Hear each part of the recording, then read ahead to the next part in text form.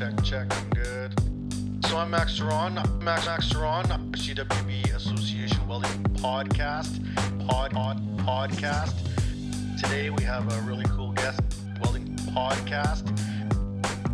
The show is about to begin.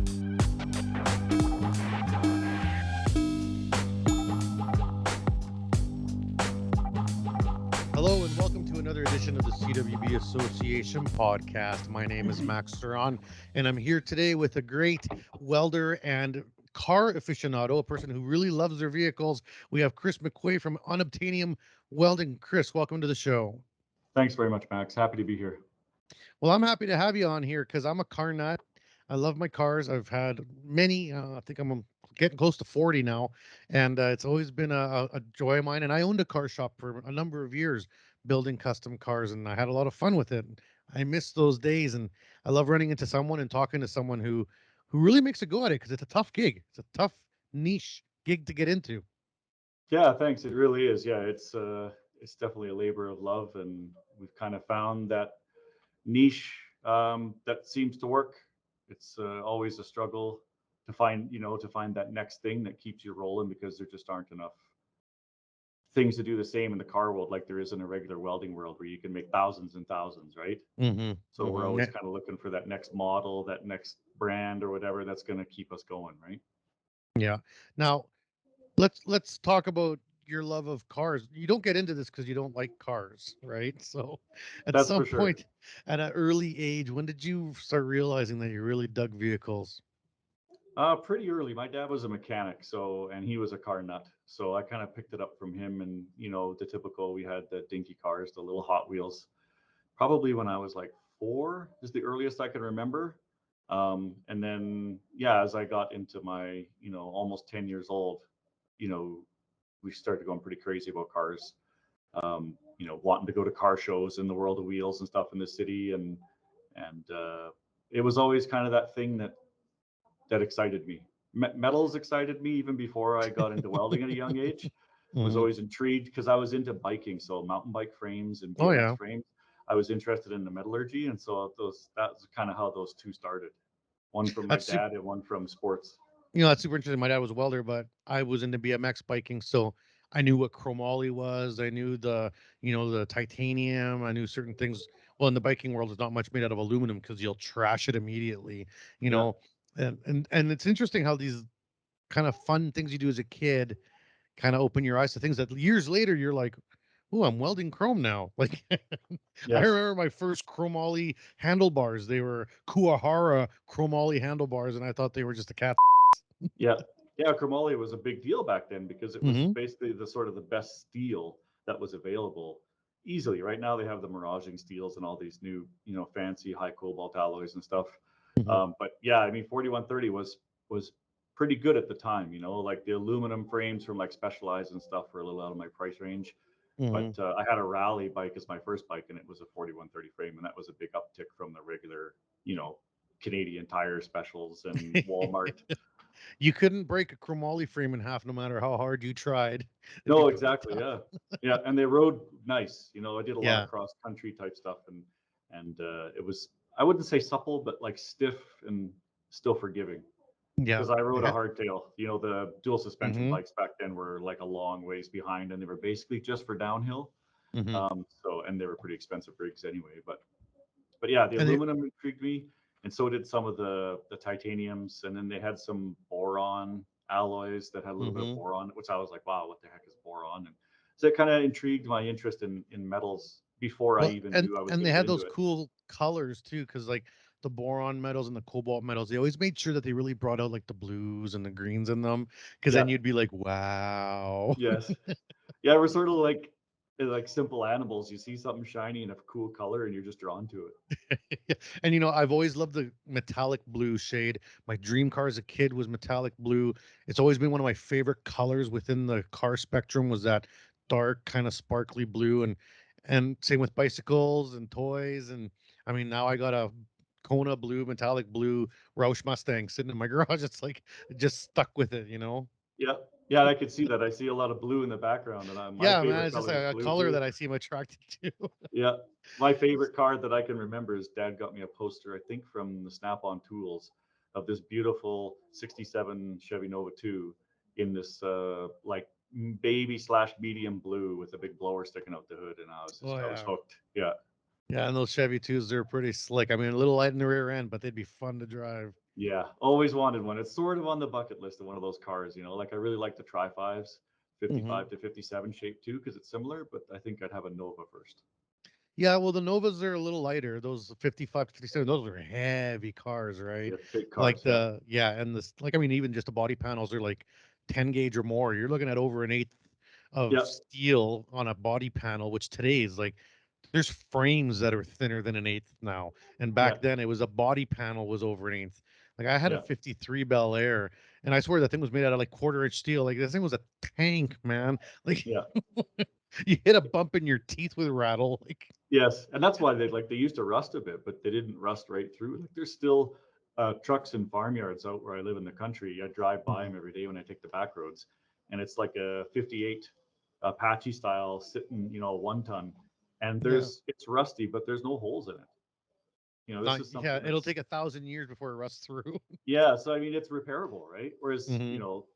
like my Nissan Frontier truck, it has rust holes in it. It's only an '07, and there's no repair in that. I mean, No, you're it's just just cutting like it out, yeah. replacing. Yeah. Yeah, I'm just gonna go get a new box from the scrap yard when it gets bad enough. I think because like the Yeah. amount of time and I hate body welding. That's one thing I've avoided so much in my career. People ask me, and I just run the other way. Me too, man. I hate body work. Like I don't have a okay, aside from not liking it, and they probably go hand in hand, to be honest. Because I don't like it, I'm not good at it. Yeah, Because when you're good at something, you really get into it and you try to do an awesome job. Like for a while, I was really getting into dropping vehicles and lowering vehicles and get really good into like the struts and the subframes and all that work and creating the custom, mods because, you know, lift or drop a vehicle lots and you'll figure out what happens at the diffie in a hurry. So you get yeah, so you start having to learn a lot of things about balancing and cutting diffs and stuff like that. yeah, And fun, man, I can do that all day long. Then I got, buddy comes in with a dent or a rusted fender, and it's like, ugh, like, and I would try sometimes to like do it for them, and I'd do a terrible job. Like you could tell, like there's like a half a pound of bondo on the damn thing. Like, yeah. Yeah, you're right though. It's that thing is if you don't actually have interest in it, it's really hard to apply yourself, or at least it hmm is for me. Yeah. yeah. So where are you? Like, what part of Canada are you in? Like, where did you start coming up with in your life with the vehicles and your career? I was born in Manitoba in a little town called Cypress River, so it's way in the south. Hmm. And I stayed there until I was almost 19, and then I moved out to Calgary, and I'm living just outside of Calgary, Alberta now. Okay, in like one of the suburbs or on like a acreage style? Yeah, in a suburb, a little bedroom community called Langdon. I think Okay. there's 7,000 there now. When we moved there in '08, there was like 3,000. Oh, It's grown cool. quite a bit, yeah. But it's about 28 kilometers from Calgary, I think. So it's pretty close. It's interesting that you're in the south of Calgary. You move out there 2008, right after the crash. You know, um, Mhm.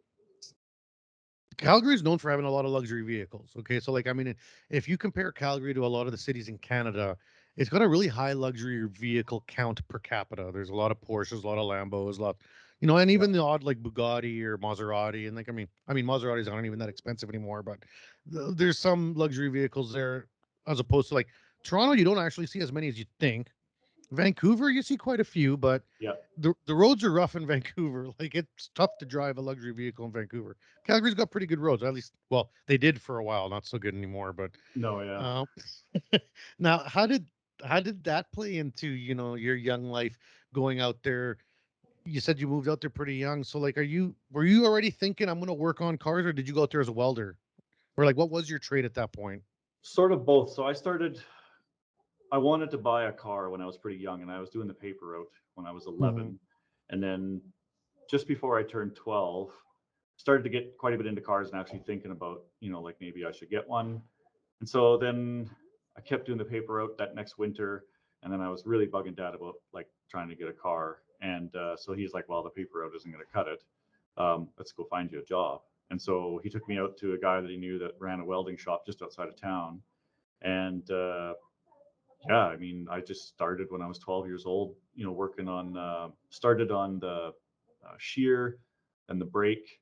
And they used to build these cattle feeders. Shout out to Cypress Industries. They're actually still operating. And the guy that taught me that's running the place now, Kelly, is a fantastic guy. I went back there maybe 6 years ago and it was just like a time warp. But anyways, got started there and he was really good. He was really slow at learning. Like you got to learn all these little things before you get into welding. And then the very first thing I tried was aluminum TIG on these little parts we used to make for these Go4 interceptors that are in the US. They're these trike ticket givers that have a Festiva engine in them, a little 3-cylinder. So we used to build the frames and all the bracketry and then ship them off to another part of their family in Portage La Prairie in Manitoba. And they would finish it with the motor in and then ship them off to like Detroit and Chicago and New York. They've been in a couple of movies, actually. It's one of those things that's cool. You see them in the movies and I'm like, holy smokes, I probably built that frame. That's awesome. So I did this aluminum welding. He showed me and I had never welded before. And I kind of picked it up. And he was like, oh, wow, that's not bad. So I did a little practice. He walked away. And of course, I had zero idea what I was doing. So when he came back to check on me, it was just a giant mess of black stuff everywhere. Because, I mean, I could do it once it was like perfectly set that I saw what he was doing. But I had no idea. Freshly brushed, machine set. Everything's nice. Yeah, but he didn't, he just let me try it. He didn't explain, like let the two, base metals melt together, then add the filler and stuff. I was just like, oh, I saw what he did. I did it. And then when he walked away, like I said, I had no clue. So that was a bit of a humbling experience because you think you got it. And then, of course, you have zero clue.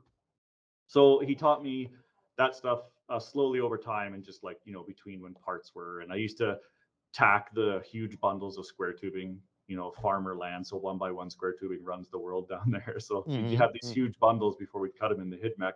And I would get to tack the ends of them all together to hold them. And that was kind of my welding experience for probably 3 or 4 years while I worked there. It was just like small stuff. And I got to do all the fabricating part.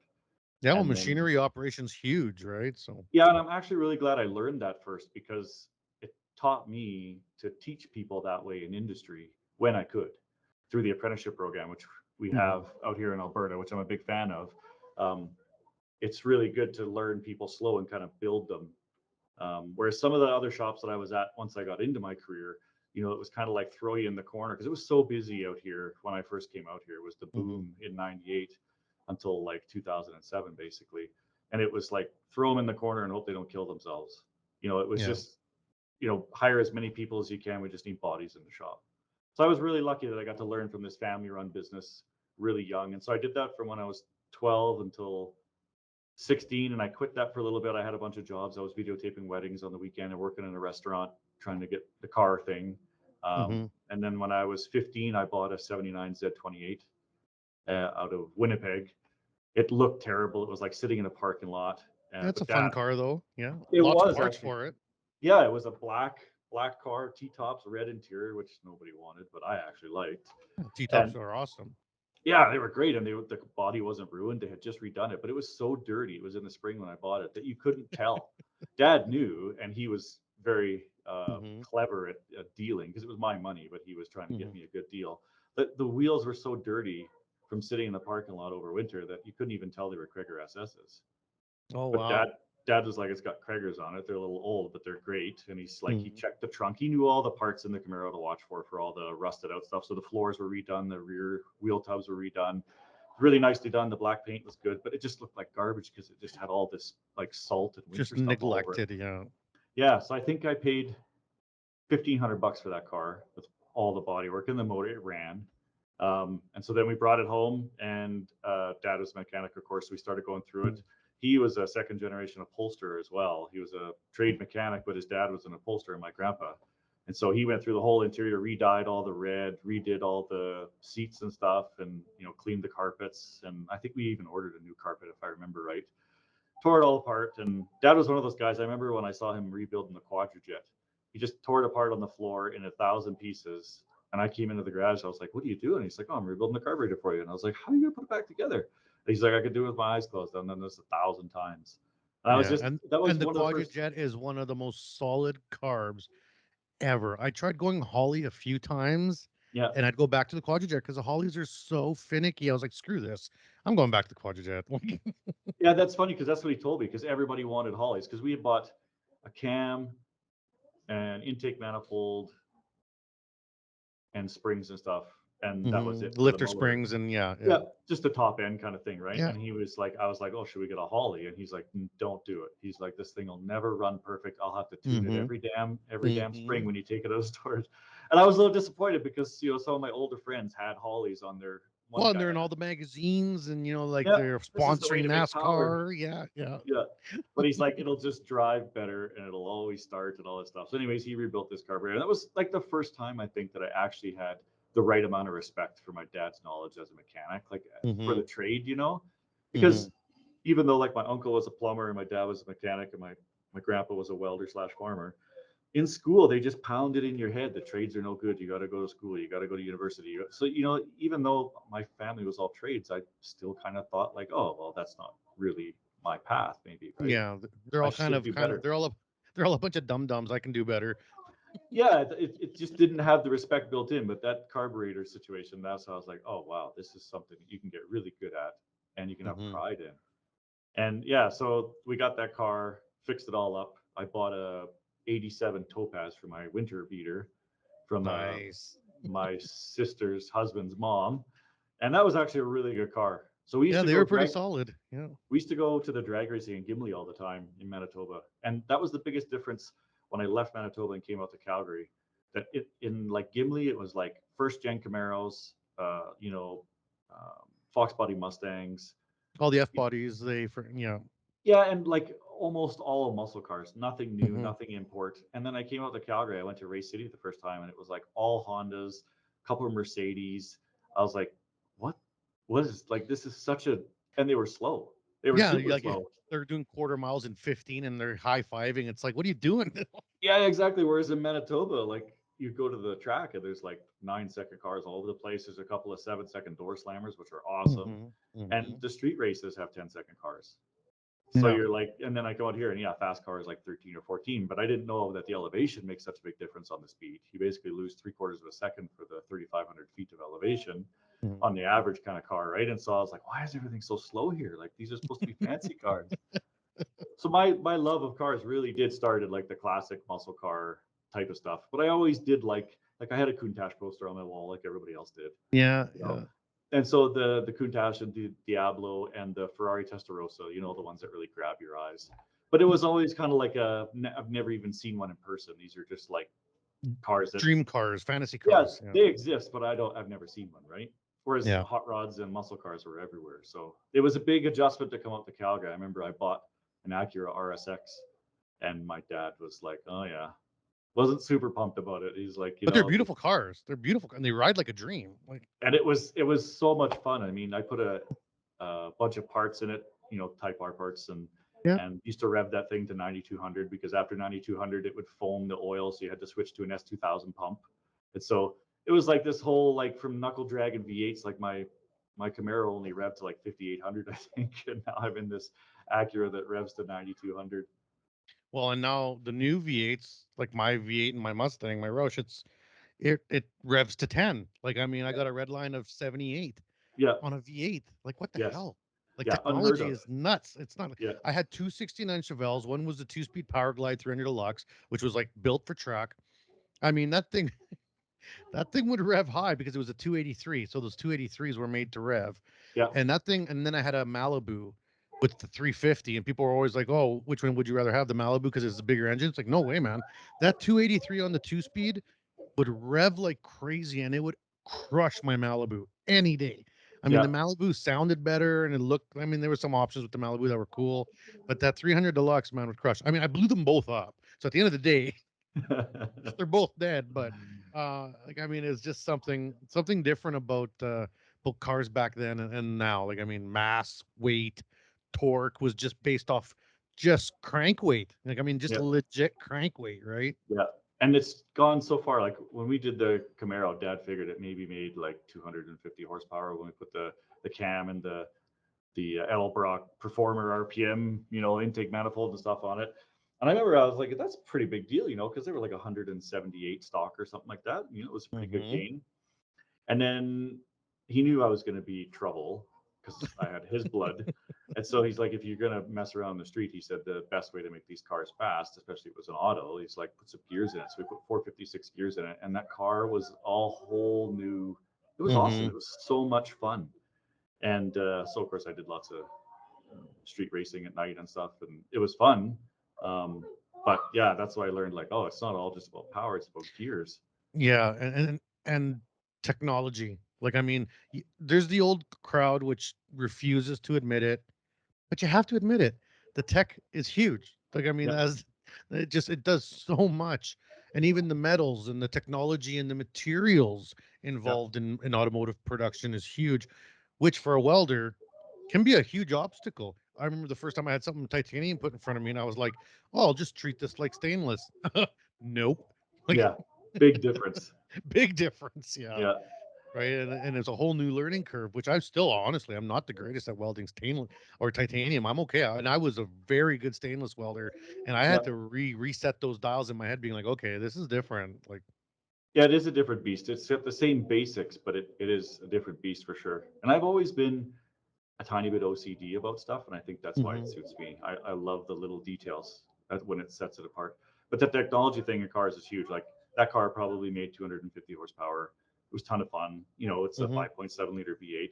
I bought my Acura RSX. It was 200 horsepower stock, and I met this guy that had a dyno business, and so we modded. I put cams in it, exhaust. There was tons of tuning with this 50-degree variable cam angle, and we had that car up to 211 to the wheels, which he figured was about 263 out of a on the motor. crank. Yeah. Yeah, that's half the size of the Camaro I used to have, and I ran 13.5 at Race City here with it at this elevation.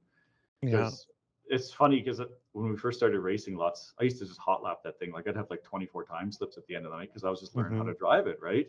How you launch it. Because if you bog those little 4-cylinders, they run like so I actually learned you have to spin it a bit to let it rev out, right? Yeah. And these guys would come up once I started getting like low 14s. They're like, where's the turbo? I don't see a turbo in here. And it's like, oh, well, I used to leave the line, pop the clutch at 7,200 and shift it at 9.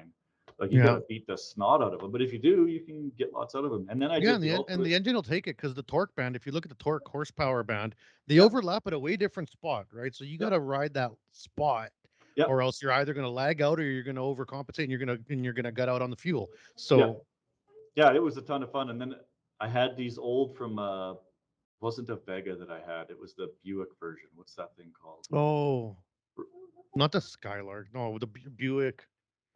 Yeah, I think it is a Skylark. Is it the Skylark? It might be. Yeah. Same the fastback looking thing. Yeah, the fastback. Yeah. I had one of those, and so I had a bunch of Camaros and one of those, and I had kept the wheels off of it, these weld, skinnies for the fronts, and so it happened to be the same bolt pattern, and I threw it on the back of my RSX, and I went to the drag strip, and one of the old guys came up to me, and he's like, "That's genius, good for you." And they were like, I can't remember, 15 pounds or 18 pounds with the tire. And, my stock wheels were like 34. So, I cut the weight in half, this rolling resistance and the weight. So I had that RSX down to 2,400 pounds or something like that. I used to strip it out to take it to the drag strip and these tires. And yeah, and then I ran 13.7. I ran like 13.9, 13.8, 13.7. And I was like, oh, what if I launch it just a little bit higher? And I remember it like made this weird noise and it revved up, and I was like, oh, maybe I finally destroyed the clutch. And then no, I had put the counter shafts through the side of the transmission because I was young and stupid, and I couldn't get drag slicks for it, so I had bought these RE 088s or something. They were kind of like a road racing tire, but they were really soft. But they used to wheel hop like crazy, so I just ride the wheel hop out in the burnout box to try and get them warmed up, and I'm pretty sure that's what broke the transmission because it was like brutal wheel hop. So speaking of a wheel hop accident, I had an 83 Camaro Berlinetta T-top with the 305 5-speed, and I put a bunch of parts into it. I did like the Summit thing. So I was probably like 19 or 20. I went to Summit. I ordered like the complete, like at the time, $3,000, which is a ton of money for a 19-year-old, but it was like the $3,000 305/350 upgrade. So it was like the Edelbrock intake, it was not, I didn't get the Holly, but I got the Quadrajet jet package. So the jets, the butterflies and everything for the Quadrajet, the Holly intake, exhaust, or sorry, Edelbrock intake, Holly exhaust, the distributor cap with the 8mm MSDs, like it's just the whole package. I put it all in this freaking Camaro. The thing was so much fun, but the thing that I didn't know about those, early 80 Camaros, that frame type, is that they got a real loose rear end on them, like Mhm. real loose. So I was out on the street and I was going to warm up my tires. I bought some ETs, and ETs are nice rims, and I had eights in the back, sevens in the front, trying to run it Yeah. right. And my tires would hop, and I knew they would hop. So I was out warming them up, trying to get past the hop point of the tires, Yeah. and they caught and started hopping, and they bit so hard into the ground, they bounced my car, twisted my frame, and both my T-tops popped off and shattered on the street. Oh no. So there I am with a twisted car and two smashed T-tops in the middle of the main drag in Regina. And I'm Yeah. like, oh, like, I mean, I just ruined my car. There's not much you can do about it. No. Like it's it. I drove it home. Like you can still drive the thing, but it was like Snake now. Like if you drove it in the snow, you'd have 4 lines of tires now because the car was twisted right over. And I was like, and you know what? I sold it to some farm kid for what I bought it for because he was just happy to pull the parts off of it because it did have Yeah. a bunch of parts, the rims, everything. Like he Yeah. just wanted the parts, and then he tossed the frame. But man, I learned something about subframes that day. If you got the time, and subframes are cheap as hell to put in, some cars you have to have them. Yeah, you bet. And that was Yeah. one thing I learned doing a bunch of Mustang subframe jobs for the dyno buddy of mine when I started doing welding on the side and stuff, was Hmm. that you have to have the car really well set up, like on a 4-post hoist, or the weight on it, when you do those subframes. Because I had to cut a set out that some guy had put in with it on jack stands, and it was all welded in, twisted. So it's making things worse. Yeah, so I was like, oh wow, this is a really bad deal. But yeah, those Fox bodies, and even the 70s Camaros, like the one I had, the 73 to 70, Hmm. sorry, 81, 73 to 81, they were pretty bad too. But Yeah. used to slap traction bars on them and they'd be okay. But that's the first thing Dad checked on the T-top car, was at the back of the T-top, because they had like a rounded front and a sharp corner in the That they back. lined up. Yeah. Yeah, because he's like, oh, if it's been raced a bunch, they'll have cracks there actually in the Yeah. paint, right? And so he's like, oh, there's no cracks or anything, so it must be good. And it was. It That's was a what I great did to car. mine. I raced mine and I twisted it because it doesn't have the same, especially the T-tops. They don't have the same support across the whole car. So Yeah, they're easier to twist. And I mean, I learned my lesson then. And I mean, I miss T-tops, but I'm curious. As a young kid, you obviously were into the muscle cars, which I think most of our generation kind of were. And then you got into the imports. At what point did you start having a dream import, like the dream import or supercar that you wanted? What would be that car that you like? If I had $1 million tomorrow, I'd go buy that car, or I, 5 million, because a million doesn't even get you every car now. So yes. If I could have any car I wanted, I think I'd have a Koenigsegg. It's just yeah. I really get behind what Christian is, perfection. Like I remember watching a bunch of stuff on YouTube a long time ago when he first kind of got on the scene, about how they were talking about even like the carbon fiber parts that would never be seen had to be perfect. And Mhm. that kind of like OCD, attention to detail. Plus I just kind of considered it like a um the engineering and the beauty, like the best The of both art. worlds. Yeah. Yeah, like it just seemed like they kind of did everything right. Whereas Well, even on and the they win Paganis, they wind test and drag test every single part, whether it's gonna have wind on it or not. yeah, Like just everything has to flow perfect. It's like, yeah, and geez. be light. And Hmm. I really like Paganis, especially the Zonda, and I love them. But then I saw them welding the exhaust, the titanium exhaust, and it was so like a little number 8 cup, and it's all like green and yellow and white behind them, and I was like, that's not as good as it can be. So I Hmm. lost a little bit of like love for it then, and then I saw the stuff that Christian was doing with these 3D printed parts for the turbos and stuff like this, and this beautiful V8 engine, and I was just like, oh yeah, this guy is leaving nothing on the table to be optimized. He's doing it right, and that's why they're $2 million and up, right? Yeah. And worth it because it's probably 1,000 man hours per person on that dang car. And if you actually added up everyone's wage, they're probably not making a hell of a lot on the vehicle. Yeah, and that car will always be worth more. Like it's just Hmm. going up and up and up, especially in today's crazy car world. But if I Yeah. had to have an old car that I actually wanted, my favorite car is always the 355 Ferrari. When they did the Yeah. 5 valves per cylinder, the 3 intake and the 2 exhaust, because it was some Yeah. Formula One, it sounded, the howl that it made. I remember the first time I heard that, I was just like, what is that What? sound? And the 348 had the Testarossa fins in it, which was Yeah. cool, but it was like the mini little brother thing. So I never Yeah. really It got was like into the the street car 348s. version, the Yeah. Magnum PI version.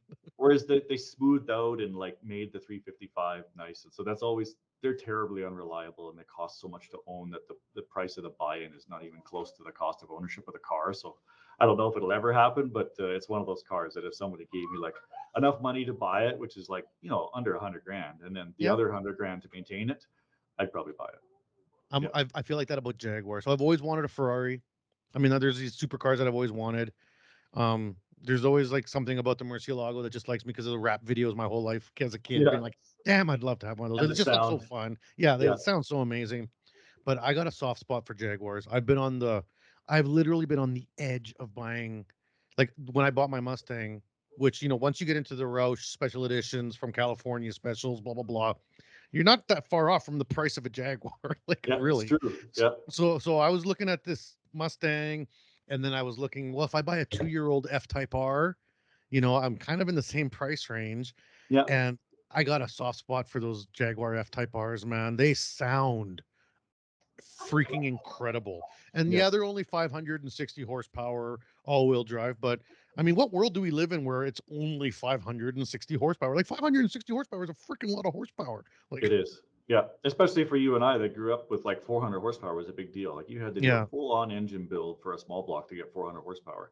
And even the big blocks, the really wild ones. I remember, there's a 425 horsepower version of the 427 and a 435. And the 435 was like, oh my God, you have a 435 horse version? Like, oh my God, right? And the big blocks would be pushing almost 500 pounds torque, and you were like, what? Yeah, exactly. It was so insane. And now, we work on, street cars that are, like there's a McLaren that's not very far from here. It's got all our stuff on it. He's one of the fastest ones in the world. And I got to ride in that car, and it's like blurs your vision while it's changing lanes. You can't even believe it's in the 2-wheel drive car. Yeah. I mean, the thing's like 1,100 and some horsepower to the wheels in a car that's under 3,000 pounds. I can't even imagine. Yeah. It was awesome. I've had lots of cars. I've been in the 300 range my whole life. And I know that that's not necessarily the end all and be all, because I bought one of the new Fiat Abarths when they came out, which were 180 horsepower in a car that weighs 1,300 pounds. Yeah. And let me tell you, those things are a hoot to drive. They're fun. Like, exactly. Man, are they fun? Like it's like Mario Kart. You're whipping around like a crazy person in this thing. And you know what? Off the line up to 130K, you'll take anybody. But then after that, horsepower out, which it is what it is. But man, what a blast. Yes. I blew the car up after 27,000K. So I was a little bit pissed off. Didn't even make the warranty. But, then I ended up buying this Mustang, which I've brought up a couple times. It's my baby right now, because you work your whole life to get kind of into a certain type of vehicle. And by the time it showed up, because you have to order them, it was 560 horsepower, right? And I had no idea what I'd gotten myself into. Like, it's not easy to drive. That's not an easy car to drive. No. And I thought it'd be all like, I just jump in it and have a hell of a time. I was lucky I didn't kill myself the first couple of weeks just trying to figure out how to get around in it. And I wanted to open it up for a buddy once, and I almost just literally just threw it off the road into the ditch. Like, these things you got to be incredibly careful. I can't even imagine 1,100 horsepower. Like, that's dangerous, especially 2-wheel drive. Like, it's really easy to break loose, right? Like, yeah, unbelievable. Yeah, he sent me a video after we had done the downpipes. He dyno tuned it, and he took it out on the street. And from 60 to 340, and I think it was like 18 seconds I timed it. And that's the top of 7th gear. Like, that's the car is not actually arrowed out. It's just that's red line in 7th gear, and you're just like, this is insane. And the crazy part is the brakes are even more scary. Like, I've never felt, because I've ridden around and I used to help buddies, used to go marshal for Race City when their road course was still open. And so you marshal, you get free pizza, and you get to go for rides in whatever car you want during the breaks and stuff, right? Because they're showing you appreciation. And I knew a bunch of these guys. A bunch of the guys worked at Shell, so it was a pretty small group. Once you get to know one guy that's at Shell, that's a car guy, you know them all basically, right? So I would get rides in like fast Corvettes and Mustangs and stuff at the racetrack. And then you get a ride in this McLaren on the street, and the brakes, he's slowing down from in the 200s. And it's just like, it's unreal. The G-force, like the G-force, feels like the seatbelt is going to crush your sternum. Like, you cannot believe that this is happening. Like, how can the tires hold the road under these forces? So it's scary fast, but like the amount it could slow down, which is nice to see because, of course, in our days, you know, the muscle cars had 500 horsepower and they had brakes. Drum brakes in the back and maybe discs in the front. Yeah, if you were lucky, right? So it's If you're like, yeah, lucky. you had to plan way further ahead of a braking moment, right? Yeah, yeah. And if the brakes would even help, because when you're going that fast in those old cars, the brakes would get heat up, turn Oh, red, yeah. and they're not stopping then. No, exactly. Yeah. You're just It's like gliding now. mushroom. Yeah, exactly. Yeah. And like I got the magnet ride in the Mustangs. When I go to hit the brakes at 200 some kilometers an hour, it actually levels the car out for me. Yeah, it And doesn't do that's the dive. no, like you feel the car actually like the engineering and computer kicks in, and it's got a gyrometer, so I can actually set my gyrometer and look at it, and I can pick the gyrometer settings, and it'll level the car out how I want. What the like? What is Nice. this magic? Like, Insane, right? yeah. Yeah. Like, Yeah. It has come a meanwhile, long way. it's like we should be talking about welding. We Yeah. shouldn't have started talking about Oh, cars cars. because Yeah. it's just gonna be game over. I'm literally looking at pictures of stuff you've done online. I have 2 new Borla mufflers coming in the mail right now for my Mustang because I'm actually pulling some of the Roush stuff off because I'm at 104 decibels on my car from the factory, which I got pulled over a few times and I said, "Hey, this is legit factory. It came from Ford like this." And they're like, Yeah. "Okay, let me off a couple times." But now they're like, "Okay, dude, like whether it came from Ford or not, 104 decibels is just Too loud. too Yeah. much." So I got to pull off the Roush Mustang. So all Roush exhaust is actually Borla for people that don't know. So Interesting. yeah, so it's actually all Borla designed and Borla created, and it's 3.5 inch right from the header back. Um, so I'm gonna cut out the Borla. They're just the straight Borla cans, and I'm gonna put it in actually like the Borla XS Predator mufflers, which is supposed to bring it down to about 90, which is fine. And I'll lose a few horsepowers, but whatever. At that point, do you even notice? Like on a dyno, you would, but on the pedal, unless I'm actually at the track, I'm not gonna notice. And honestly, I've had the car 2 years. I'm not that great at driving it now. I can't get it under 10 seconds, even though it's supposed to crush 10. I Mhm. can't. I just physically like I'm the problem. I Yeah. can't get through it properly well enough yet. It'll probably take more practice for me to get there. Probably better tires. I got Pirellis on there, but Pirellis aren't what they used to be. Like I No. don't know. Like Yeah, my Camaro came with Pirellis, and I was pretty happy the day that they left. I was shocked at how, because I was like, they used a flat spot. Like I would leave it outside because I sort of drove it, you know, because we get these crazy Chinooks out here where we'll, you know, in Mhm. January we'll be driving the thing. You know, I drove it a couple of weeks ago, and yeah, I would sit, you know, out on the street or on the driveway out in the cold, and then I'd be driving away, and I'm like, is my differential broken? You're just like, what the hell? And it goes away, and you're like, oh my god, these tires are terrible. They're Yeah. P0s. And then so I switched to the Michelins, which has always been my favorite tire for sure. Yeah, The once I burn out these PS4s, Pirellis, I was thinking of Michelin's too. so And much quieter and so much grippier, and yeah, for basically the same money. yeah, and I don't drive a car at all in the winter. Like I can't. People are like, "Why don't you drive your Mustang in the winter?" I can barely drive it in the summer. What are you talking about? Yeah, Like, exactly. like I can't do that. Like so, and I got my old pickup truck for that. So Yeah, we're at 38 minutes. We blew past the commercial. So let's take a quick break for the commercials here, sure. and then we'll be back here on the CWB Association podcast with Chris from Unobtainium Welding. And when we get back, I swear to God, for the people that are listening, we'll talk about welding. And we're back here on the CWB Association podcast. My name is Max Ceron. We got Chris McQuay here from Unobtainium Welding just south of Calgary, and he's going to be telling us about his welding pursuit. Now, we know you love cars. We've well established that in the first half of the show that you're a car nut, I'm a car nut. Lots of people in the trades are. It's Yeah, not a rare thing to be into vehicles, whether it's luxury vehicles like snowmobiles, ATVs, quads, whatever, or cars or bikes or whatever it is. Now, you said you got into welding at an early age, cars into an early age.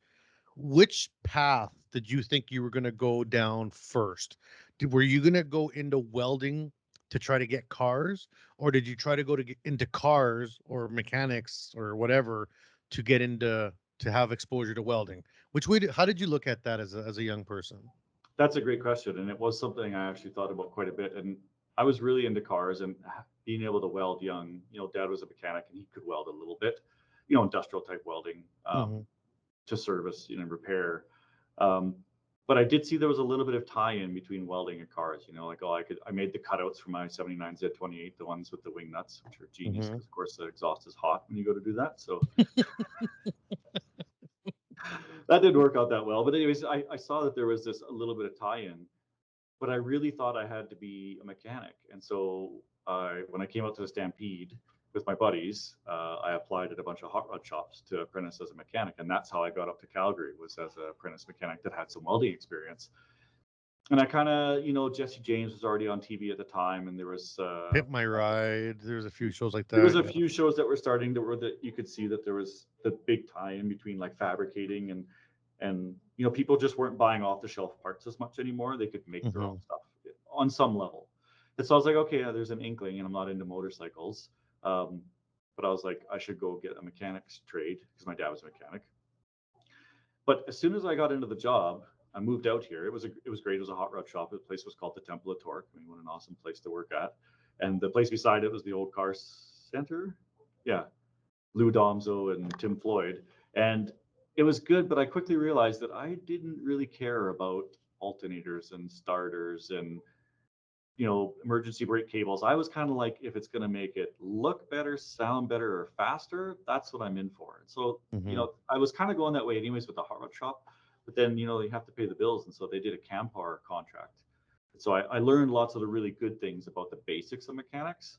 But then I met my future wife, and she wasn't really into mechanics that much. And I kind of wanted to get back into welding, I found. So I jumped out of my mechanics apprenticeship and went back into the welding trade and started my welding career, and kind of was like, we'll put cars on the back burner. There's maybe some more money to be made as a industrial welder. And I had kind of been in like agricultural, my whole manufacturing. Career before that. Mostly MIG and a little bit of aluminum TIG, stuff like that. So I was very curious about all the stick and the flux core and super heavy duty. I went and fixed trains, like rail damage where trains crash into each other, did some heavy industry stuff, did lots of gouging and cutting and replacing. Yeah, and I really got good at gouging. I really enjoyed it because I saw the value in gouging versus grinding time. If you're really good at gouging, then your grinding 100%. time is way less. We legit talked about that with Stephanie Hoffman on her episode, where she's like, people don't appreciate gouging. A good gouger is worth a lot of money. And she's like, or one of us said, like, if you see a resume when someone says good at gouging, I think I'm going to hire you every time. Yeah, it's a skill. It takes attention to detail, and they have all the different shapes of the electrodes and stuff, so it's like you have to be intelligent about it. But once you get that figured out, I actually really enjoyed that part of the job. And the best part was, if anybody ever pissed you off, then you have shoot the sparks at them. Yeah, they go like 50 feet. You could be like, oh, sorry, man. Sorry, I didn't mean to do that, And you could take your time doing a really nice job gouging, which I was, like I said, a details guy, and then less grinding, because I didn't enjoy grinding. There's nothing worse than being up on a scaffold with a 7-inch grinder. I'm not a big dude. And like, that gets old pretty quick. Like I would way rather. That's hard on the wrists. Yeah, exactly. The vibrations, right? It gets your hands numb and all these things in the trade that are bad for us, right? So, yeah, I mean, I decided that I was just going to go down welding. I was going to keep cars as a hobby. And then the more I got into it, the more I started like going back into cars as a hobby and seeing how terrible the welding and stuff was. I was like, man, like there has to be room for a professional welder in the car world, because I just didn't see it. I was like, man, none of these welds are like making me go, googly eyed. I was just like, man, I could do better than that. I could do better than that. Like, I was like, why is this so like, don't they have any pride? And so then the wheels kind of started turning, and I started to do it on the side again. And then I took a leave of absence when my first daughter was born, because I wanted to help my wife. It was really important to me.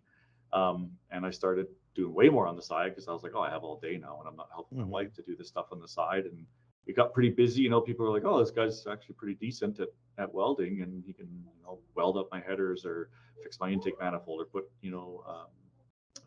EFI bungs in the manifold after the machinist cuts the. And so then I was like, oh, then maybe there's a little bit. And I kind of decided I wanted to switch a little bit. So that's when I went into the teaching at SAIT. I applied at a couple of places and got offered jobs at all of them, but I took the SAIT job to be an instructor. And because they had left a really good impression on me throughout my apprenticeship career there. And at this point, I assume you're a Red Seal. You finished Red Seal journeyman. Yeah, and I really enjoyed it. I got lucky. I had really good instructors, and they left a really good impression on me. It was like, wow, the SAIT's got a great program too. It's fantastic. Yeah, I'm a big believer. And so these old guys had left this impression on me, like they loved their job, they loved welding, they loved good questions. Like it was so positive. I was like, oh, maybe I'll teach there one day. And so when I had this leave of absence, you get this like, oh, I'm only 27, but maybe they'll take me. And sure enough, they did. They must have saw something they liked, and that was a fantastic, best job I ever had working for somebody else. My boss was great. People were great. So I worked there 5 years and got to do lots of training. And that's where it got serious, because I went to Lincoln Electric's motorsports class, beginning and advanced, with a buddy of mine. And I wanted to take titanium because I wanted to do it on the side. But I'm one of those guys, I really believe that, I like to have somebody that knows what it's doing show me first. Yeah, it's good to learn. And I thought, before I take any jobs, let's go get dangerous first, right? And that's where I met Carl Hose from Lincoln Electric School of Welding. And that guy is like, being an instructor, I had a lot of respect for that guy's teaching style. He could teach anybody. He had all the stuff, all the great stories to tie it all in. Nothing was ever, over your head, even though he was getting into some really good metallurgy stuff. And so that was my first touch of titanium, and I was hooked. I had to have it after that. And I went from like one titanium job a year to now we do like 5 titanium jobs a week. So I feel very fortunate for that. Like if that young kid could see me now, on some of the hard days and long weeks, I remind myself, like the young kid then would be telling me, don't complain, you're doing exactly what you wanted to do, right? Because I basically created this. It didn't exist. Yeah. Like this whole No, welding, it's a very fancy niche exhaust, job. Yeah. and building everything from scratch on these cars and shipping it all over the world. Like nobody did that, like kind of the closest thing was like fab speed back then. And it was all just like stainless and not that great, to be honest. It was, run of the mill, but nobody was really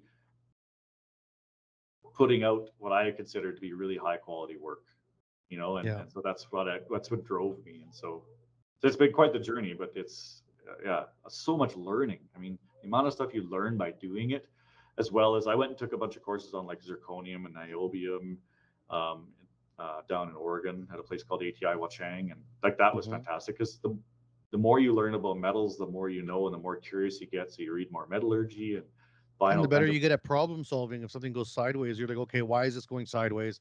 Let's just stop and think about this, and it'll come to you. Like, you'll figure it out, right? Yeah, and teaching was a really good thing, because it taught me that people are going to throw you curveballs all the time. And so then I really started getting into reading lots of metallurgy books, because people would ask questions that weren't in the modules and that were above my industry experience. And I was like, geez, I don't want to just tell them, like, Google it, because that's They're not paying money. Like, yeah, exactly. Those people are there and they're trusting you. So I started to really get into it. And that's where I started to learn a lot, because you're kind of forced into it. I had some pride. I wanted to be able to be a really good instructor. So I started reading all these metallurgy books and all these different things, carbon content, chrome content, and then like titaniums, and, what aluminum does and all this. And that was great, reading through these books multiple times to make sure I did it, made notes, and created my own advanced TIG welding course while I was there for the guys that wanted to go past what they offered at night. And it was a great experience. Those some of the 5 years where I think I learned the most in the welding trade. You brought up, coming across products that you were like, how are these being sold? And maybe you don't want to throw anybody under the bus, but I'm okay with throwing people under the bus. But what was like a company that you, as a, when you're getting into like seriously welding products, that you consistently were like, how is this being sold? How these welds are terrible. I know which, I wrote it down. I remember this day very specifically, because I owned a car shop. I tried to get this guy to buy, like, I was helping him build his car. I was like, yeah, let's get these blank products. They're going to be awesome. And when they showed up, they were garbage. And I felt personally responsible. So I actually cut it apart and re-welded the whole thing myself. And then he came and he was like, do I owe you extra for that? And I was like, no, man, I could not in good faith hand over these headers welded the way they were welded. Like, they would have leaked. They would have sounded terrible. There was like MIG wire sticking out inside. Like, if you looked in through the pipes, you could see like MIG wires poking through. And I was like, I had to cut this apart and re-weld it for you, dude. Like, there's no way. They were Hedman headers. So Hedman, whoever owns Hedman now, I hope you're doing better. Like, that was going to be my company as well, because I bought a 77 big block Chevy half ton. So last year they put the big block in the half ton, just as like a kick around truck. And I had bought headers through the hot rod shop. And I remember when they showed up, I thought the same thing. Like, there was actually like holes in the welds. And that was one of those moments where I was like, I paid money for this. yeah, And it hurt me to install them. I was like, I didn't have time to fix them. Like, I had, he had lent me the shop space for like 6 hours that weekend to help. And that was all the so time they were I going had. in. I was like, I got to get the old stuff out and get these new ones in. And it hurt me inside. And then also I saw some MagnaFlow stuff that was pretty bad at the time. And I was just like, wow, like the MIG welds were like overlapped and then like missed by like a quarter of an inch on the tail out. And you're just like, oh, and it was Well, cold, like cold as anything. yeah, and Right? MagnaFlow always bragged that all our mufflers are computer welded, robot welded. It's like, well, then get a better robot, dude. Like, what's happening? Yeah. Who set the robot? Jeez. Yeah, like, jeez. Yeah. So then when you decided to start your gig, like, I guess how long ago did you start your shop, like, for real? Like, you're all in. This is your work 24 hours a day. 2012, I quit the teaching job. So 10 2012. years now. Yeah. 10 years And almost to the day, I think. My last day at SAIT, because they run the apprenticeship intakes are 2 months long. And so after mhm. Christmas, there's an intake, and that was my last intake. So I think it was like February the 24th was my No, just last day at just SAIT. about bang on, yeah. Yeah. So it's just been like this because I'm still close with all those guys. And just Hmm. before COVID, I would go every year because they know me locally, and lots of people on Instagram know me. So it's a Hmm. kind of a way to get the students engaged a little bit. And I actually Hype them used to up, do hype them this. up, yeah. Yeah, I used to do this when I was at the college. I used to go around to the high schools and speak because I was doing it on the side then. And I'd be like, hey, you can get into car welding. It's not just about oil and gas. If you want to get into Hmm. welding, into the trade, you can do this stuff too, like I'm doing, right?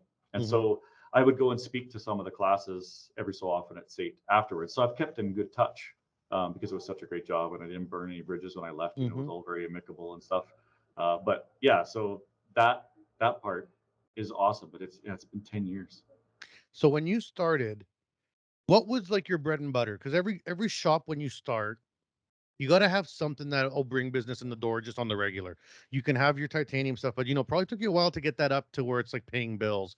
What was Totally. kind of like your bread and butter right off the top that you're like, okay, well, this is my shtick that I can move on the daily until I can figure out everything else?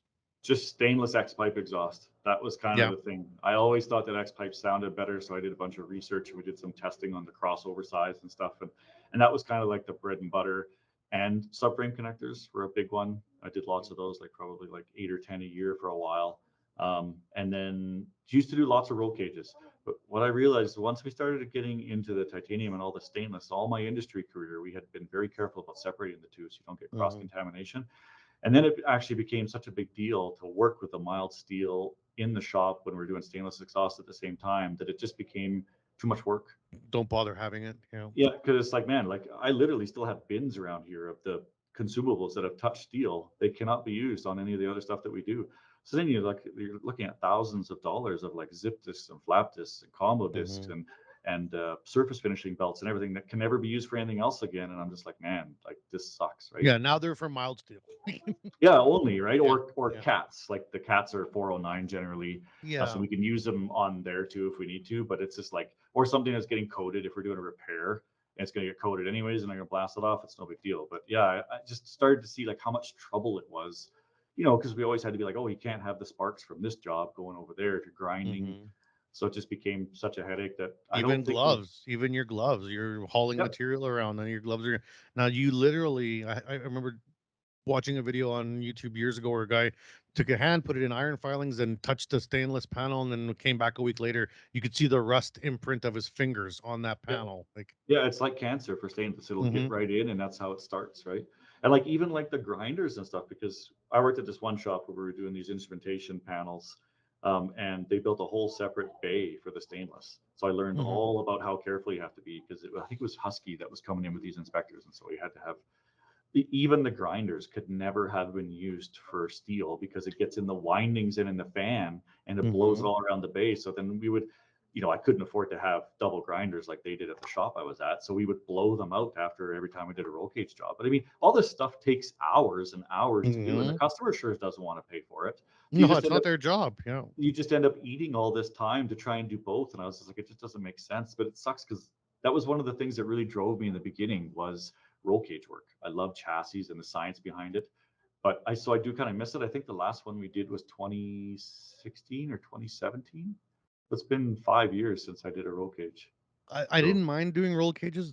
It's fun to be creative and make them look cool too, because you can get pretty creative with roll cages, and there's science that is involved too in geometry that you got to stick to. And I mean, a yeah, roll cage is still got to be a safety device at the end of the day, right? So, yes, you got to go through all those parameters.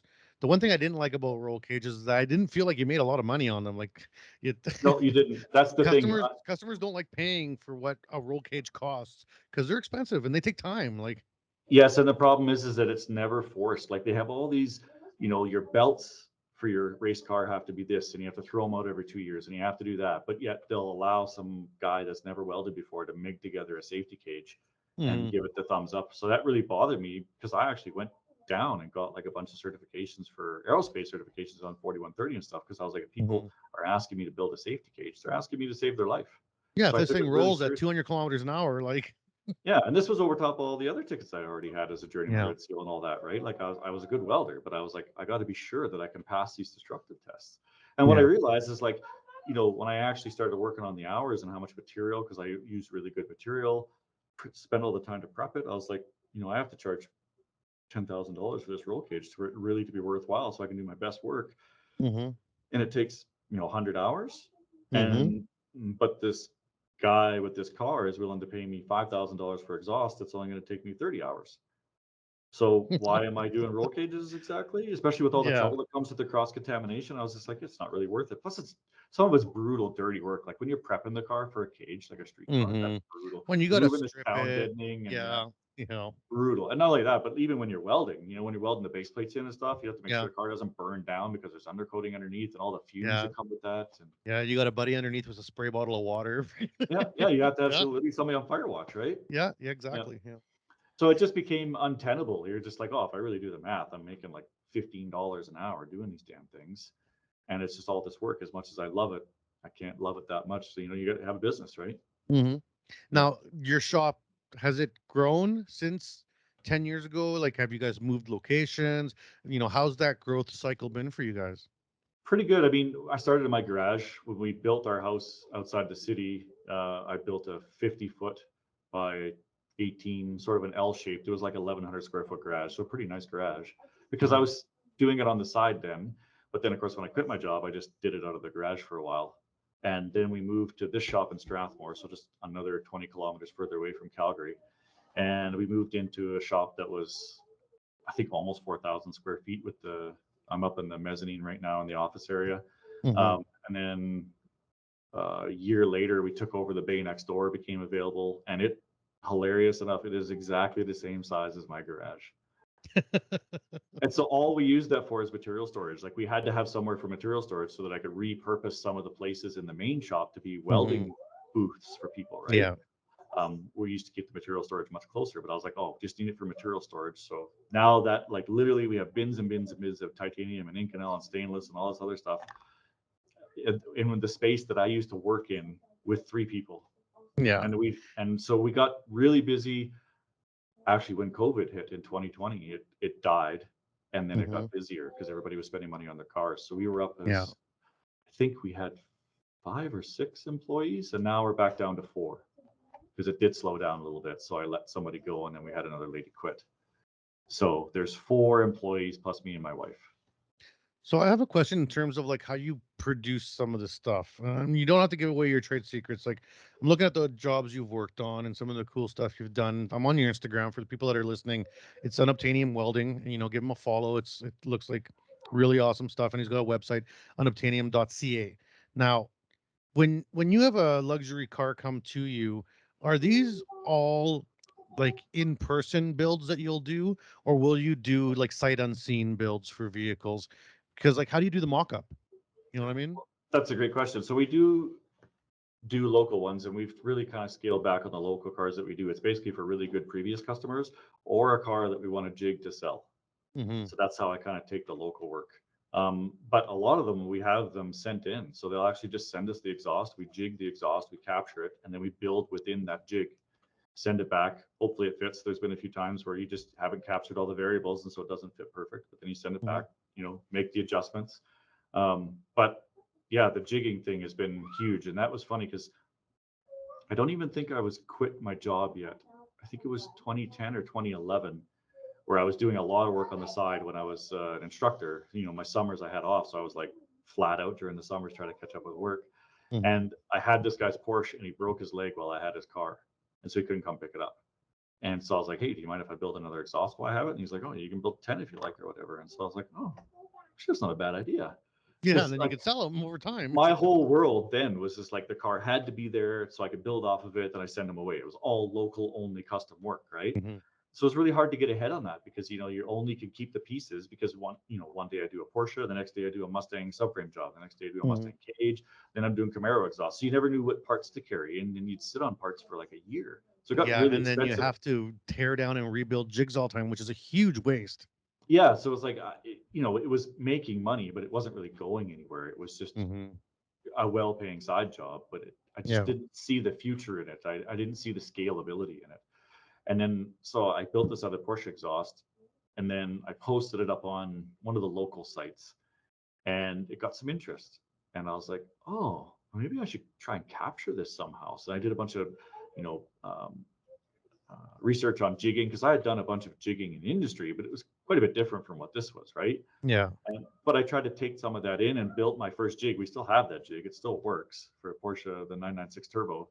Mhm. And yeah, so that was the first time. And then I built it. And I was like, oh, I sold one to some guy in Maryland, and then I sold one to some guy in Texas. I was like, now there's a future in. Yeah, there's a library that you can pull from now. Yeah. And I mean, I definitely learned the value of a good jig then because I was like, oh, Mhm. these guys are, because once you start doing like sort of custom different, and guys are like, oh, can you do this, this, and this? And you're like, I don't really know if that'll fit in the jig. So then you try it out and you waste a bunch of time and stuff. And Well, and you that, know the touch points, right? This is a touch point here. This is a touch point here. yeah, In between, I can get creative, but these spots got to be bang on, right? yeah.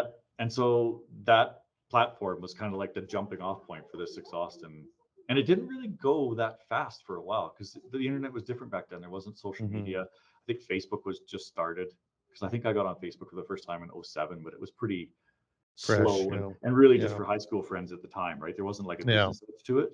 So it was all about forums, and forums, you can waste so much time on the forums trying to get somewhere And like, there's so much smack talk that you just got to get around because no matter how good you do, no matter what you do, and this is for everyone listening, you know what? You're gonna do something cool that you think is cool. Love it. Love your whatever you're doing. Love it because you're gonna yeah, have 1,000 haters out there that tell you that they can do it better. Screw them. yeah, Don't. exactly. Doesn't matter. Doesn't matter. Zero. Like. Yeah. So that was kind of how it started, was on the forums and stuff. And then I realized, oh, you actually have to be present on the forums to answer questions and stuff like this to Mm. try and sell stuff, right? So that was quite interesting. Honda Tech was a forum that had like some really, really good welders. And Yeah, I that was was on kind of Honda Tech too. that was the first time where I was like really in awe of somebody's skill as a welder. Because I mean, locally, I was as Mhm. good as anybody, I think, at the time. And so I didn't really have that like really big person to look up to. And like if you're watching Discovery Channel or Hot Rod TV to look up to welders, there wasn't anything. I mean, it was all pretty No. bad, right? So I was just like at heaven. I was like, oh my God, look at all these amazing experts. And I had really good knowledge and I was getting good at welding, but these guys were like on another level. And so then I really started to get into it, and that was an amazing forum. I mean, it had its fair share, and the moderators did what they could, but the welding quality there, I think, was the best thing on the internet that I knew of. It was Well, amazing. and the JDM market was ahead of the muscle car market for Totally. for that Yeah. game, Yeah. right? So like I mean, there was lots of good JDM shops in Calgary, some of the best in Canada, Yeah. and they were I would get all my JDM stuff out of Calgary. I'd order motors and engines out of Calgary, and I always wondered how Calgary became so deep in the JDM market compared to like you would think Vancouver with their high Asian Yeah. percentage, but no, Calgary had like that nailed down, Yeah. and great shops that you would work with that would give you good deals and good support and yeah, some of these like shops they had like on-site welding guys that were amazing, just amazing guys. Like. Yeah. Yeah. So that was kind of what brought it up. And then of course, then Facebook, you could have a business page, and that kind of started where I got a little bit more reach. And Hmm. then it just got to be so busy when I was doing the teaching thing that I had to decide which one I couldn't do both anymore because I was like Yeah. working until 1 o'clock in the morning and then going teaching and working until 1 o'clock in the morning, working my weekends away. It was just like, I can't do this forever. This is unsustainable, right? Hmm. So I looked at it, I was like, well, you know, should I just keep teaching and then, maybe look back at this and be like, maybe I should have tried it, or will I really regret not trying it? So I decided, I was like, oh, I'll just, I can always go back to teaching if it doesn't work out, and I'll try it. And so I actually gave my notice, and they convinced me out of it because they really didn't want me to leave. And so I pulled it back. And then I think it was like 10 months later, I quit again. I was like, no, I got to try it. I'm too tired. I can't do both of these things. And it was quite the leap to go into like, a nice steady paycheck to You know, I have to work and I Good have to luck. get this done. Yeah, I have to get this done or we're not going to eat, kind of thing, right? Yeah. So that was quite the experience. Yeah. Another thing I noticed when I was looking at your pictures is that you do a lot of anodized work. So, when you're looking at your anodized pieces, do you order pieces anodized and then weld around, or do you send for post anodizing somewhere, We do or all the both? anodizing ourselves. Do you? Okay. So we do it either with heat or with electricity. And Hmm. so we do it so we can customize it and do all these cool features. And that's the creative part, I think, of titanium that really drew me in, is all the colors and the customizing and the beauty of it when you get it right. And the challenge of it, because it's a lot fussier about gas coverage than any other metal. Oh, for sure. Like it like consumes gas. Like, Yes. Yeah. right? It's nuts. And I'm looking at some of these exhaust tips that you've made. Man, I might have to bring my Mustang down to you. I don't know if I can afford you though, buddy. I don't know. Like some really nice work. So, we're coming up on the end of the show. Like we blew past an hour like nothing there. Like that was amazing. And Nice. in terms of, your company and what you're doing, where do you see this going? Like, do you get into the show gigs? Do you get into, are you building cars for athletes and movie stars, or do you want to stick to the parts, or what's the future for Unobtainium look like? Sort of a mixture of all of that, because I do still do some like consulting for oil and gas. Of course, with Hmm. COVID, we haven't done any of that, but I used to do like 1 or 2 trips a year. I did a nuclear job out in Ontario on the Darlington reactors, which was really cool. It paid really well, and it was a really challenging experience. So I'm definitely going to get back into a little bit of that too, where I fly around and do consulting and do teaching gigs. Like I did a couple of gigs with the fabricator, with the fabrication series in Las Vegas, Justin. Hmm. I Yep. really enjoyed that, so I think I'm going to do that again. But as far as the company, yeah, I think I would like to get into like movie stars and athletes. We haven't really done any, like no big names that I can, think of. The big deals for me, but not really for anybody else. Uh, but getting to meet Jesse James has definitely been one of the highlights of my career, for sure. Awesome. He reached out on Instagram and asked for some help on some welding and a couple other welders, and he was totally cool about it. I didn't mention anything except for close friends, and then he shouted me out on Facebook like 9 months later, and I was like, and then I actually got to go down and meet him. Which I was like, I was doing a job in Dallas and he was in Austin, so I rented a car and drove down and got to see his shop and shake his hand. He was a really cool guy, way better than I expected, to be honest. He seemed Awesome. a little bit arrogant on TV, but in person, he was just a perfect gentleman, right? TV's another game, right? You It can't, is, totally is. yeah, you can't think about that being reality. People don't tend to succeed by being really, like, well, Yeah. if you've succeeded in whatever you do, it's probably because A, you're good at it, and Hmm. B, you're probably a decent dude to work with, or else you wouldn't have got there, like, Yeah, somebody has to want to work with you, right? that's right. Yeah, so I think honestly though, this, my kids are starting to get into welding. I'm teaching them pretty young. My boy Enzo is 9 and he's picking it up pretty quick. But I don't really know if this is going to be available for him with the whole electric car thing. Like, it's hard to know how that's going to advance. I kind of see these vehicles that we're working on now. I think the niche is going to get smaller, and Hmm. they're going to maybe become kind of like horses. So I think the work will be there, but I think there'll be like a tenth of us in it. So I think Yeah. in my lifespan, this might actually go away or become very small, like Hmm. farriers. People that Yeah. just horse hooves, right? So, but for my lifetime, yeah, I think I like the trajectory we're on of like mostly shipping parts worldwide, developing parts and shipping parts worldwide, and that's definitely more scalable to teach people. And we have such an awesome team here now. I'm so pumped Hmm. how far they've come. Like from never letting anybody else do a weld to they're doing some of the big important welds now, which is, yeah, it's such a cool thing to see the progression. Yeah. And that's the part And of teaching that I and always maybe love. this is a good time for you to start looking at the EV market and being like, where do we fit in this upcoming market as it expands, right? Like, Yeah, what does welding have to offer to that market, right? Or yeah, fabrication or because something. modders never go away, right? Yep. Because people modded their horses, people modded the carriages, people modded their cars. Modders are a part of life. There's just people that like the art and flair of industry. Yep. So it doesn't matter if it's EV, there's gonna be a mod world for it. So like, where does welding fit into that? Like, I mean, on the industrial side, I'm working with companies across Canada that are looking at like, how do we get into the EV market for production? Okay, that's a game of its own. But what about the aftermarket world? You know, once you got 6,000 Teslas in your town, I guarantee you, everybody's going to want them to be different somehow. Exactly. Yeah. And so I see that. And also one thing that's always been kind of in the back of my mind is like furniture. Mm-hmm. because I've always seen like artsy type furniture, and I'm not the super artist type. I like to try and make welding and art by doing it really well and creative, Mm-hmm. but I'm not an abstract guy. Like I'm no good if there isn't a function. Yeah, I'm kind I'm of the I'm same way. Yeah. if you tell me what the function is, I'll make the prettiest part you can think of and make it function really well and look great. But I can't do like abstract necessarily, Just right? So pull it out of the air. Yeah. I'm not a true artist that way. But if you want a light fixture or a table, I would like to try and maybe bring titanium into that world, right? Where I get a little bit more freedom, where it doesn't necessarily have to have a strenuous function. It just has to sit there and look cool. Well, build it and they will come, man. Just build I it and they think will so. Yeah, I come. just need to find Yeah. some time to like branch out, right? Sounds like you got a pile of contaminated parts lying around that would be perfect for freaking furniture That's true. Yeah. because it can't go back on a car. So you might Yeah. as well just clear coat it and send it out. Yes, exactly. Yeah. All right, man. Well, it's the end of the show. I really appreciate it. I'd love to ask you a question to finish the episode, and that's in terms of, what about a young person that's looking to get into the titanium or the really, specific genres of welding that you work with and people, out there get into. What would be a piece of advice you'd give them if they're looking to get into this game? Like, how do you start? It's a totally different world than when I started. When I started, the only way you could learn was through books or through instruction.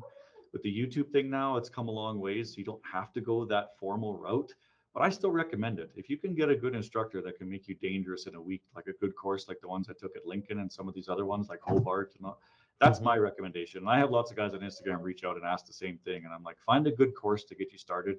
Because the best thing those courses usually teach you is how to practice yourself, how to critique your own stuff.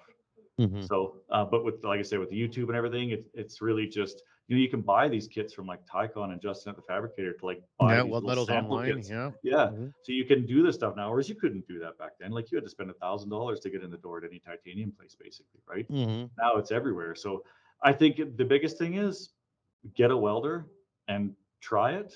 Go Play. to Yeah. go to school if you can afford it, if you have the time, and if you can't, then go beg, steal, and plead to get into a shop that Hmm. does it.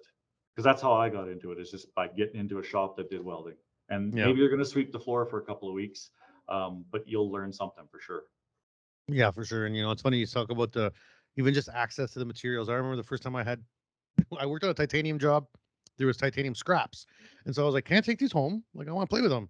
It's like, "Sure." So like, I took these plates home. And I kind of forgot about them for like a winter, and summer came around. I was like, "Oh, I'm gonna just try TIG welding these, playing with them." And I was like, tried to find consumables for TIG at that time, and 10 years ago was hard. Like, I spent like a month trying to be like, okay, like someone's got to have some filler metal for me, like Air Liquide, hello, like, oh, we got to order it from like Germany. It's like, what? Like, Yeah, it's minimum 10 serious. pounds or whatever. And you're like, oh, Yeah, well, yeah, that's, you're like $600 I yeah, just want to play in my garage, dude. Like, yeah, yeah, I can't afford that. yeah. But now, like you said, it's you can just order it online, and you can order like 2 or 3 1/16 filler rods at a time, and that's Exactly. and that's It's, and that's neat. yeah, so the entry is a lot easier now. So yeah, if you Mhm. really are interested, there's a lot of ways, but yeah, I still really believe in some formal instruction because it can really help you. As a former teacher at the college and apprenticeship program, I 100% agree with you. It's good to have it's good to learn with someone over your shoulder, and it's good to learn to take criticism, which I find Yeah. a lot of young welders don't have that skill yet. The ones that have learned on their own, as beautiful as it is, as awesome as they can be, they don't take criticism well because they're not used to it. And when you're in a school, in a formal environment, and so you think you did something good, and your teacher comes up and says, not so good, I think you could do better, Hmm. you learn to take that, and you Yeah. learn to accept that. And that's good for you, you know? Yeah, and I think it teaches a bit of patience too, and that's my number one Mhm. knock on all the new generation because the information is so easy to get and so fast. It's like, make me the welder you are today now. I don't Yeah. want to do the 15 years of experience. That's not cool. And it's like, well, but that's how you get here. That's how you get well rounded. Sure, I can get you to a pretty weld in probably 2 weeks. Mhm. A guy with good hands. You won't know anything else. You'll just be able to lay a nice bead, right? So it's like you got to have patience if you want to master this craft for sure. Mhm. Awesome, Chris. Well, this has been a super entertaining show for me. I'm out in Alberta all the time. I gotta do a trip up to Edmonton this summer. Actually, I think for like I gotta go meet some projects that we got going on in Edmonton, this Q area. And I was planning on driving up there. Maybe I'll have to rip down to Calgary and Absolutely. You're always come welcome. visit Come, too. yeah, come for a shop tour. It'd be great to meet you. Yeah, I'd love to get down there and definitely want to be a part of that. So, thanks for being on the show, Chris. I really appreciate it. Thanks for having me. And for all the people that have been listening, make sure you go on to or on Instagram and you find him Unobtainium on here. There's lots of cool pictures, and also their website. And sorry, their Instagram is Unobtainium Welding, and their website is unobtainium.ca. So check them out there, follow them, join them, ask questions, send them emails. And if you have any questions for us, you can always get a hold of us at info@cwbassociation.org. Again, thanks for always listening to the show, and we'll see you next week. We hope you enjoyed the show.